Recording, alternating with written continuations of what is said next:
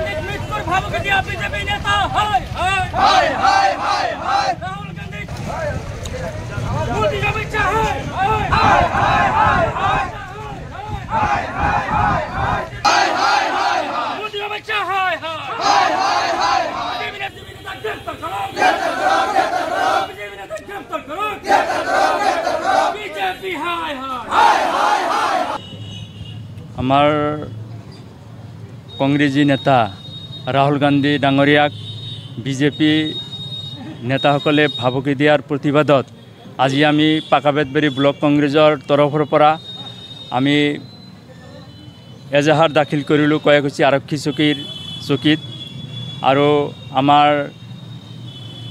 মণ্ডল কংগ্ৰেছৰ সভাপতিসকলেও এজাহাৰ দাখিল কৰিছে। কিছুমান জনসাধাৰণেও ইয়াত এফআইআৰ দাখিল কৰিছে। গতিকে আমি মিডিয়াৰ জৰিয়তে জনাব খুজিছোঁ যে বিজেপি নেতাসকলে যি স্বৈৰাচাৰী শাসন কৰি আছে আৰু আমাৰ ৰাহুল গান্ধীৰ ডাঙৰীয়াৰ যি জনসমৰ্থক দিনে দিনে বাঢ়ি আছে, তাৰ সেই জনসমৰ্থনত তেওঁলোকে ভয় খায় শংকিত হৈ আমাৰ ৰাহুল গান্ধী ডাঙৰীয়াক মৃত্যুৰ ভাবুকি দিছে। গতিকে আমি প্ৰতিবাদ জনাব খুজিছোঁ যে অতি শীঘ্ৰেই যিসকল নেতাসকলে আমাৰ ৰাহুল গান্ধীক ভাবুকি দিছে তেওঁলোকে অতি শীঘ্ৰেই আমাৰ আইনৰ মাধ্যমত গ্ৰেপ্তাৰ কৰিব লাগে। কয়দিন ধৰে চলতেছে।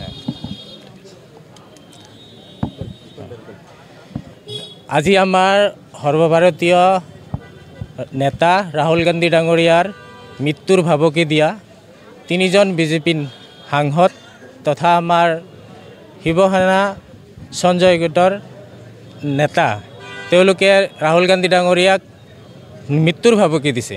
আৰু এই ভাবুকি দিয়াৰ পৰিপ্ৰেক্ষিতত গোটেই অসমত আমাৰ বিভিন্ন জিলাত বিভিন্ন ব্লকত আমি এফআইআৰ দাখিল কৰিছোঁ।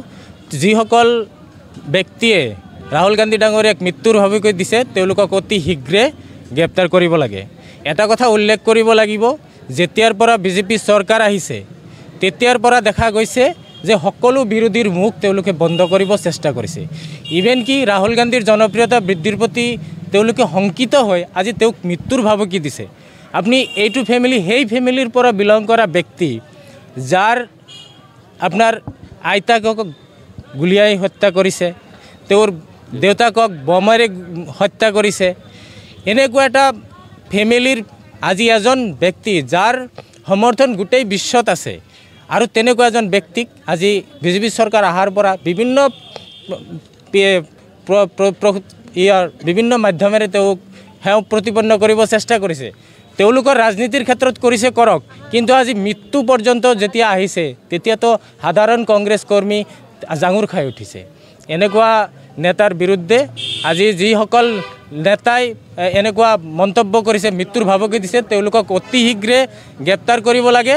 যদি গ্ৰেপ্তাৰ নকৰে আজি আমি ধৰ্ণা কাৰ্যসূচী কৰিছোঁ, আমি এফআইআৰ দাখিল কৰিছোঁ। ইয়াৰ পিছত আৰু জংগী আন্দোলন হ'ব গোটেই ভাৰতবৰ্ষ জুৰি। আমি সেইকাৰণে প্ৰস্তুত হৈ আছোঁ।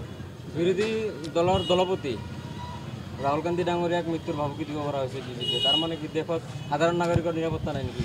সেইটোৱেতো কৈছোঁ যে আজি বিৰোধী দলৰ দলপতি তেওঁৰ যেতিয়া এটা চৰকাৰ থাকে দলপতিক তেওঁলোকে কেবিনেট মৰ্যাদা সম্পন্ন এজন ব্যক্তি, তেওঁক প্ৰটেকশ্যন দিব লাগে।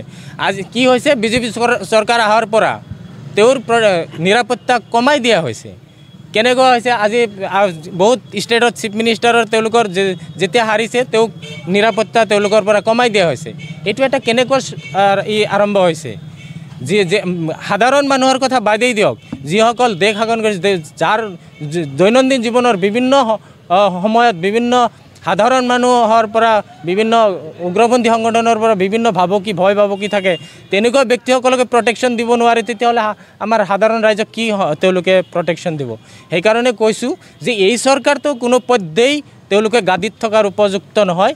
তেওঁলোকে তেওঁলোকৰ মৰ্যাদা আগতেই হেৰুৱাইছে।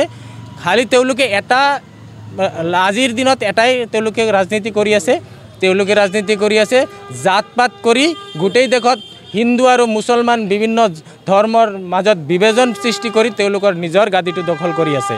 সো সেইকাৰণে কৈছোঁ যে যিসকল ব্যক্তিয়ে ৰাহুল গান্ধীক মৃত্যুৰ ভাবুকি দিছে তেওঁলোকক অতি শীঘ্ৰে গ্ৰেপ্তাৰ কৰিব লাগে।